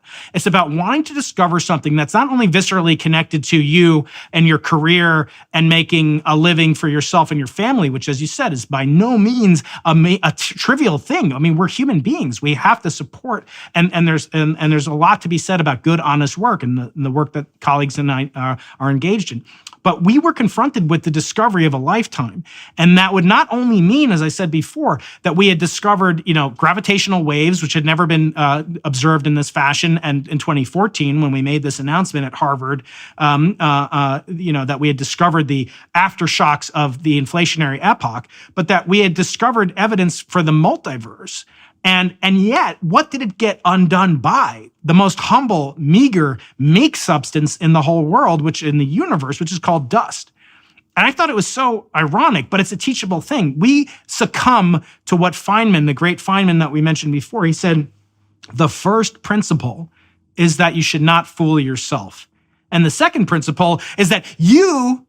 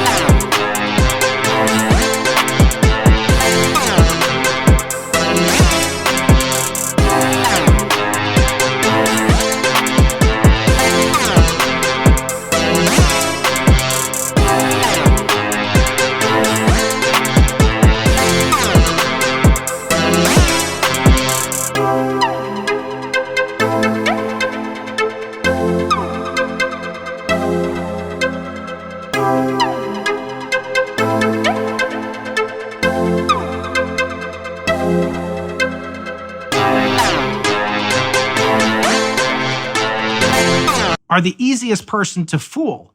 And that bespeaks of what's called confirmation bias, the p-hacking and stuff. That's downstream, as you said, the p-hacking, the replication crisis in your field. And by the way, it's starting to become a crisis in my field. And things like room temperature. Of course, most discoveries aren't real. If science progressed at 5% a year in real fact, and so 95% of it was tripe, we were still progressing at 5% knowledge increment a year. That's a hell of a rate. So what happened on the dust front? And then I want to tell you a little story from Exodus, and then we should wrap up this section. So what happened on the dust front? So on the dust front, we were so consumed with this notion, and I want to speak mostly for me, although I know that it did afflict colleagues involved with this. For me, as I said before, it represented the greatest idol, the talisman of all, not just of society, not just of science, Jordan. You have to imagine when people run to be president of the United States, they always get, whoever's running on the Democratic side gets a letter from 70 Nobel Prize winners about why the Democrat should be president. When there was the COVID vaccine, or the gain of function research was being sponsored by the EcoHealth Alliance, by Peter Daszak and Fauci, 70 Nobel Prize winners wrote to President Trump to say, this is wrong, you shouldn't cancel the gain of function research, and people can invest. In other words, Nobel Prize carries punches way above its weight class. It doesn't just affect egghead boffins in the laboratory. It does. And it does affect my funding probability and how many people we can hire in a given field and what the direction of the field may be. But it percolates to the front page of the New York Times as well. So it's the most, kind of highest example of an idol. And I always look back, when we talk about Exodus, maybe we'll talk about the sin of the golden calf, which is a very natural thing. But when you actually see, Jordan, that scientists will give their eye teeth and they will literally bow down to the king of Sweden and accept a gilded graven image. I mean, the mapping of the symbolism could not be more perfect if you wrote it in a Hollywood script, but it comes directly out of Exodus. And in my case, this idol that I had worshiped and set so much of my being, my psychology towards, that it could be undone. It worried me, but it didn't cause me to pull the plug and to not go forward or to say, over my dead body, are we going to publish this? And what ended up happening is we saw the pattern of polarization called curling polarization, this whirlpools, these eddies that you spoke about earlier.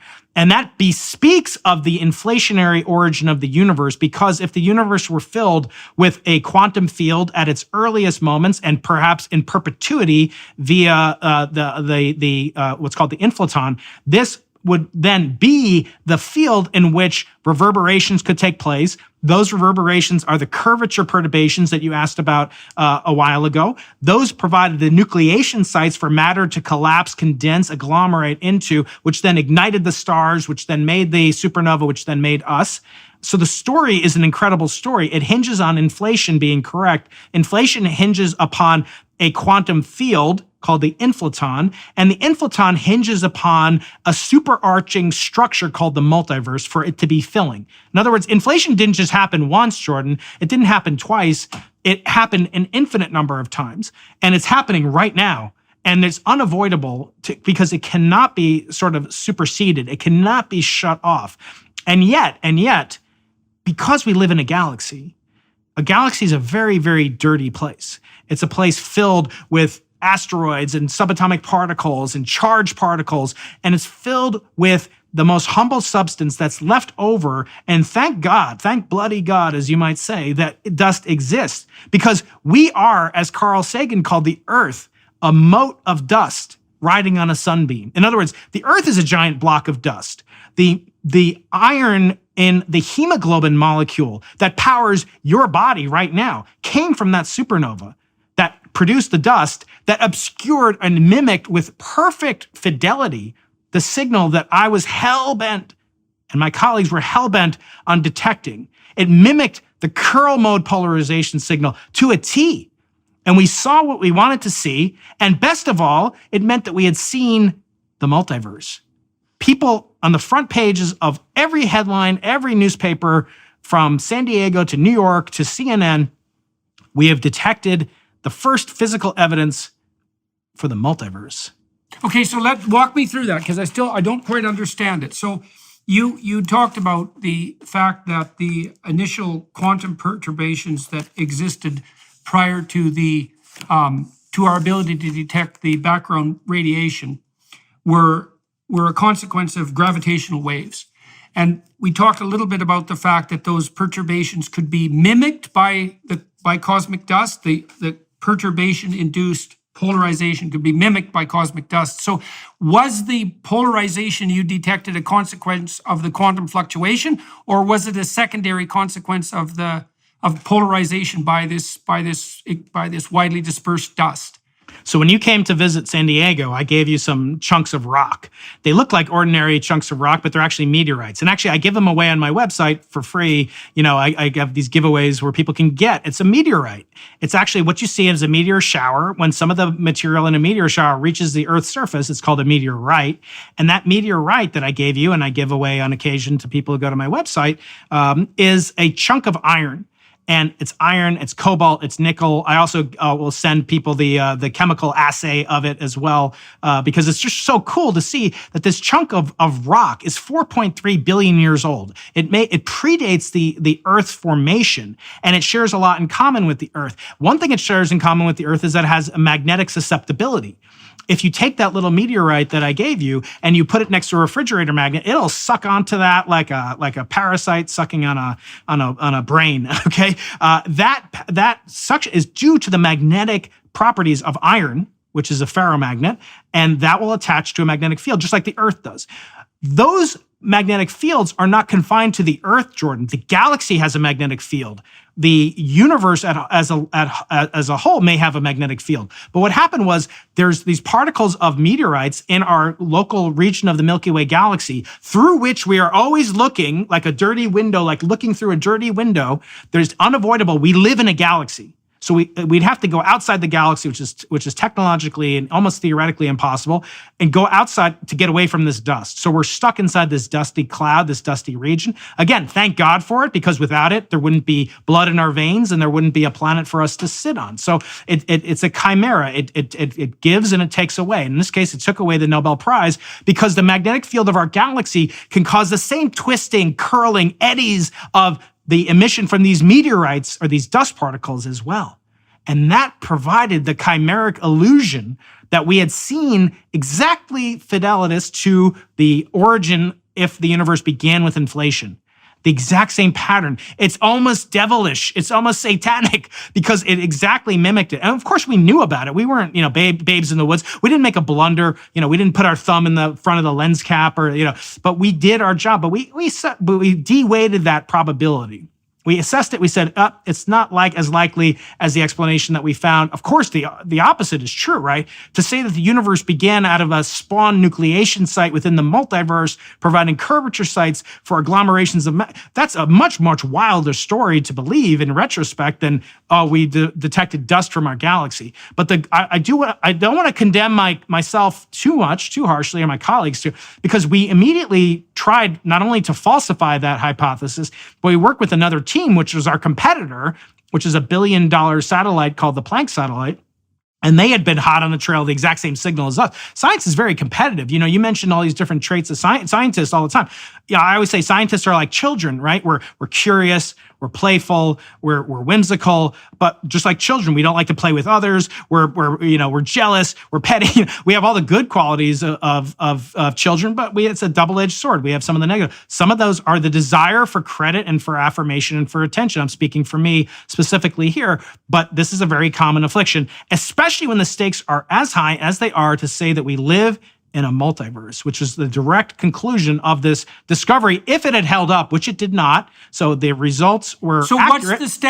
What's the status of the quantum fluctuation field agglomeration theory now? You didn't provide evidence that it was the case.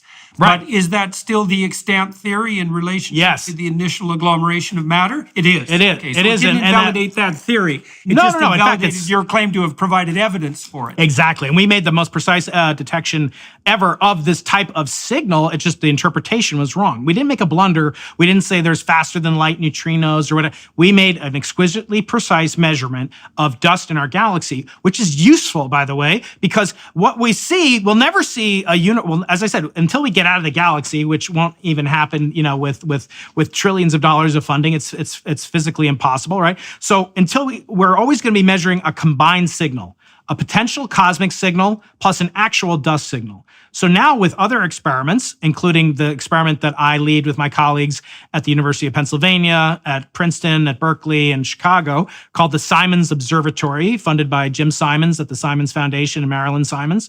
And that project is a $110 million project in the Atacama Desert of northern Chile, which has as one of its tools, as one of its pieces of apparatus, Jordan, has a dust detection experiment. So the only way to get rid of a systematic experiment, a systematic contaminant, is to dedicate a whole new experiment to it. Imagine you've got your thumb on the scale and you're pouring your coffee beans in. You're going to get too few coffee beans. Oh, I do another experiment. And this is trivia. I saw my thumbs on the scale. For us, we have to do a separate experiment. We have to dedicate some of our extremely exquisitely produced detectors. My colleague Suzanne Staggs at Princeton makes these. No one's ever made anything like what she's been able to do with her group. And they detect the faintest possible microwave signals from the Big Bang, but they can also detect dust. So she's dedicating so you can control for it now. Exactly. So she has channels, Jordan, that only measure dust, which if you had told me 25 years ago, you're going to be measuring dust, I'd say, I thought I was interested in the biggest questions. If I want to study dust, I can follow my teenager around, right? I don't need to build $100 million project. No, we measure the combined total signal. We'll subtract the dust signal. What will be left is the cosmic signal. And we hope to have first light or first microwave of that instrument in the coming next year. Oh, well, congratulations on that. So let me close this up with this Exodus story, because I think it's relevant to, the metaphysical speculations we've been indulging in, but also I think it's biographically relevant. So before Moses emerges as a leader of his people, he encounters the burning bush. And that's a very interesting story, because what happens is Moses is basically out for a stroll, and something attracts his attention. Now, it's not a burning oak tree. It's not a volcano. It's something that flickers and glimmers on the edge of his perception, you might say. It attracts him. So it attracts his curiosity. And he decides that he's going to investigate that which attracts his curiosity. Now, the burning bush is a paradoxical manifestation, because it's being, and that would be the bush or the tree, the small tree, that's alive, that's being, but it's also becoming, because fire is an agent of transformation. And so the burning bush is a symbol of the paradox of existence, which is that things are and are becoming at the same time. And so Moses is attracted by this, and he decides to investigate it, to inquire into its nature. And the consequence of his inquiry into its nature is that the voice of being itself speaks to him. Right? And that's basically how God announces himself. He says, I am that I am, or I am that I will be, or I was that I am now. It's a statement of the essence of being. And the idea behind that story is that if you assiduously pursue that which attracts your attention, the voice of being itself will speak the ultimate truths to you. And that's a hell of a thing to understand. And so when you're trying to teach your students ethics, you can say, look, you can subjugate the search for truth to your venal ambition. But the cost of that will be that if the voice of God beckons to you from the unknown, you'll miss it. And if you think about that for 30 seconds and you have any wisdom at all, there isn't a chance in hell that if you were the least bit wise, that you would put the exigencies of your ambition, even if they're Nobel Prize oriented, above the possibility that the structure of reality itself could reveal itself to you as a consequence of you having the delightful opportunity to pursue what effectively attracts your interest. There isn't a better deal than that. And scientists who are real scientists are imbued by that desire, and they believe it too, because they do believe that if they investigate something, no matter how trivial, dust, let's say, no matter how contemptible, that the consequence of that will be that they will be able to peer into the furthest expanses of what would you say, the sacred fundamental realities of existence itself. And all of that seems to be true. So that's a good ethical lesson for students to know. That is, to be open to what your eyes can see, right? The Torah speaks about being able to hear. The Shema, the catechism of the Jewish faith, is hear, not see. Don't follow after what your heart leads you astray. It actually says to prostitute yourself after what your heart wants. No, hear is a passive, but you can be sensitized to it. No, I absolutely appreciate that, Jordan. I appreciate that. Yeah, well, that's also a matter of rather than thinking and imposing your desire onto the phenomena, which is what you said you were tempted by, and you described why, is that you have to let the phenomena speak for itself. And phenomena, by the way, means shine forth. That's the original derivation of the term. So a phenomena is something that shines forth, right? And it does, in fact, attract your attention. And if you pay enough attention, then, you'll be rewarded for what you pay. And you'll be rewarded by a glimpse into the structure of things. And that can help you reconcile yourself to the catastrophe of existence itself, right? By peering into that underlying structure and to feel as a consequence in some manner in harmonious relationship to the cosmos itself. And there isn't a better prize than that. No, there isn't. That's right. All right. Well, for everyone watching and listening, that was a brief walk through the entire structure of cosmological reality at a relatively low resolution, but in a very interesting manner. And so thank you for taking us on a 90-minute long, 13.8 billion year trip. It's much appreciated. Appreciate you taking the time to talk to me today and to answer all my questions. And to everyone who's watching and listening, your time and attention is always appreciated and not taken for granted. And to the Daily Wire Plus people for making this conversation possible, for facilitating it, that's also much appreciated. They bring that all to you, all of you who are listening on YouTube. That's all courtesy of the Daily Wire, and that's a big deal on their part, a real public service as far as I'm concerned. And to the film crew here in, where the hell am I? Oh yes, I'm in Miami. In Florida. And so, and doing this podcast. I'm going to continue to speak to Dr. Keating for another 30 minutes on the Daily Wire Plus platform about some of the autobiographical issues that we described. And if you guys are interested in pursuing this conversation further in a more psychological direction, then jump on over to Daily Wire Plus. And if you don't have a subscription, consider supporting them.